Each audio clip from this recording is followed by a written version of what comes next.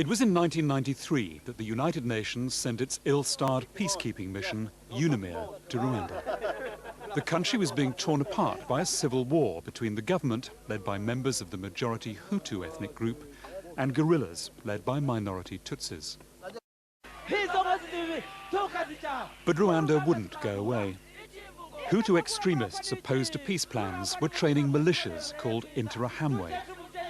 They claimed their mission was to defend Rwanda from the Tutsi guerrillas. But in January '94, the man training them decided he could no longer live with his conscience.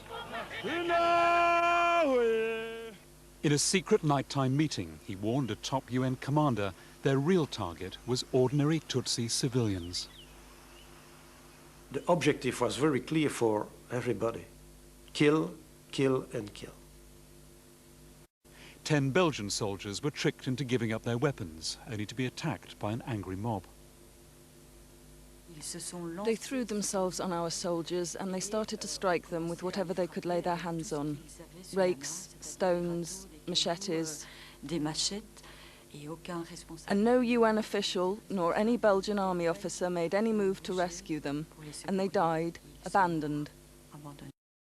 We have learned that the UN's men on the ground did signal the plight of Rwanda's Tutsi civilians to the UN Secretariat in New York. As early as the second day of killings, they had sent a secret cable warning that ordinary people were being targeted because of their ethnic origin. All UNAMIR camps have sheltered civilians terrified by the ruthless campaign of ethnic cleansing and terror. What were your instructions, or what was the attitude of your superiors at the US-UN mission? The general attitude was that we now have to close down the operation. Close it down? Close it down. Latest estimate, tens of thousands of civilians may have died. Latest estimate, tens, maybe hundreds of thousands dead. In New York, with the scale of the killing becoming public, the Security Council arrived to decide the future of its mission in Rwanda.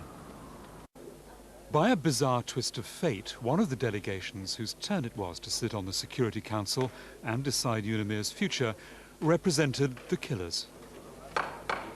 I now give the floor to the representative of Rwanda. But on this fateful day, everybody was too polite to interrupt the public rituals and call the ambassador from Rwanda to account. Nobody said, stop it. Nobody said, your presence here disgusts me. Nobody said, why don't you just get out of the room? There was never a real moment in which they dressed him down. Because if you did, you would be breaking the rules of the club. And no one, of course, wants to be viewed as a shoddy club member. I thank the representative of Rwanda.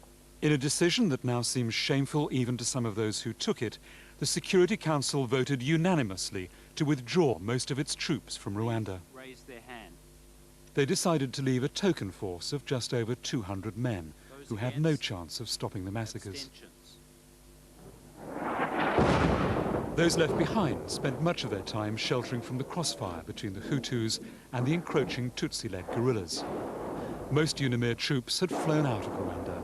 The Security Council was turning its back on genocide. I heard on the radio that UNAMIR had left Rwanda, and for me they were utter swines. Because they began by giving us shelter,